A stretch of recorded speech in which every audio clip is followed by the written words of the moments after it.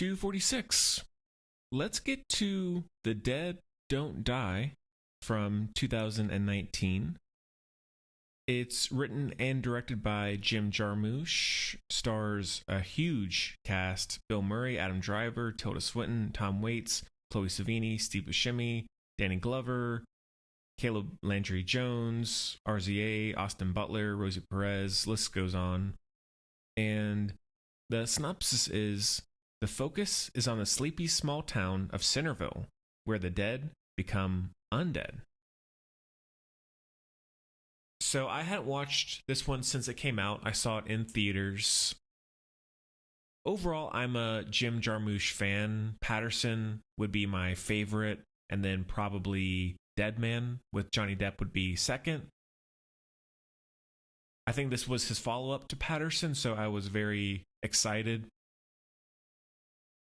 When it comes to Jim Jarmusch, he's a very mellow, meditative, contemplative kind of director in his style. It's very low-key and relaxed. And there's also deadpan humor. He's an auteur for sure, and so I always watch whatever he does, no matter what. My biggest problem, and I liked it maybe just a little bit more this time, but not by much. I like being in this world. I love the look of the town. I like being in that small town. It reminds me a lot of where I'm from in North Carolina. Just that very kind of rural, very quiet, historical town that's covered in green and hills and mountains, that kind of thing. In the long run, though, it's not really that funny, like not funny enough to be a straight out comedy. It's not really that scary to be a true horror film.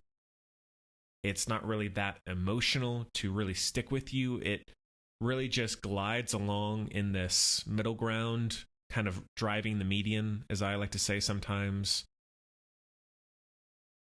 However, some design things and things I do like. The whole cast, like I was saying in the synopsis, stacked cast across the board, like every great character actor you could imagine. There's not a lot for them to do, but I appreciate and enjoy them being in this movie. The Dead Don't Die song, the title song, is replayed a lot, which I don't mind, and I think it's a good song, and it works for the kind of story.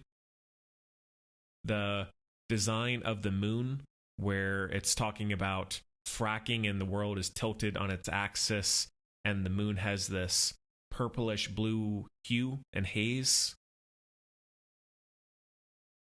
The look of the zombies is very classic, very George Romero, which they mention in the movie. The score is top notch, as it is with most Jim Jarmusch movies. Music is a big thing. Steve Buscemi playing the basically a MAGA guy is pretty funny. Selena Gomez is really enjoyable in this. I just wish she was in it more. Bill Murray and Adam Driver are a great pair together. One of the funniest scenes in the whole thing is when they pull up to the diner after the zombie attack, and Adam Driver's character is late, but he comes in a tiny little smart car, and he's huge, obviously, and a police officer. The creative choice to have the zombies not bleed, and instead, when they're hit, whether it's with a sword or a bullet or whatever, they are just dust, like black dust. Tilda Swinton's character is just wild, but she can do anything and she pulls it off really well. She's probably the only actor who could do that kind of role in this movie and have it work.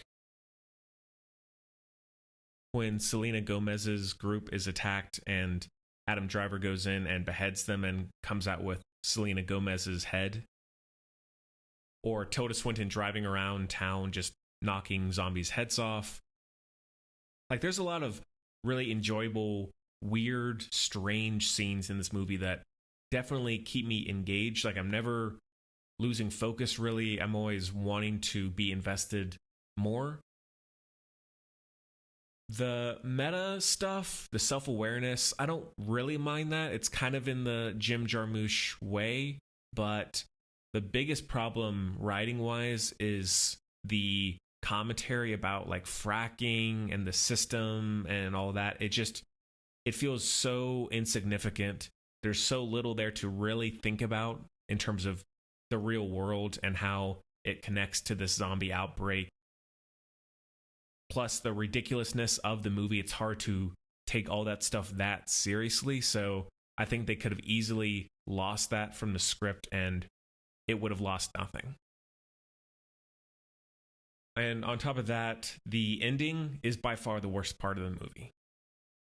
Just overbaked. It's too meta. It's too mishmashed with, okay, are we supposed to take this seriously? Is this satire? Is this like, I don't even really know. So when I first saw that, I was so let down in the theater. I was like, this is just such a weak ending. When you see Iggy Pop as a zombie and the female zombie going into the diner and they attack the two workers there and then they drink coffee. Just a random thing, but I like that. When it comes to the ensemble cast of characters, it's more frustrating than anything because, for example, the Caleb Landry Jones, great actor, by the way. I love his little storyline, but there's not much done there in the end, and most die at random points or they all go their separate ways in the ending and there's not much resolution to any of it. So in terms of zombie movies, this is definitely one for the Jim Jarmusch indie audience. Like the average zombie movie audience member, I don't think is going to like this. I think they're going to turn off in 15 minutes and say, this is boring, nothing is happening, where are the zombies? And I don't blame them.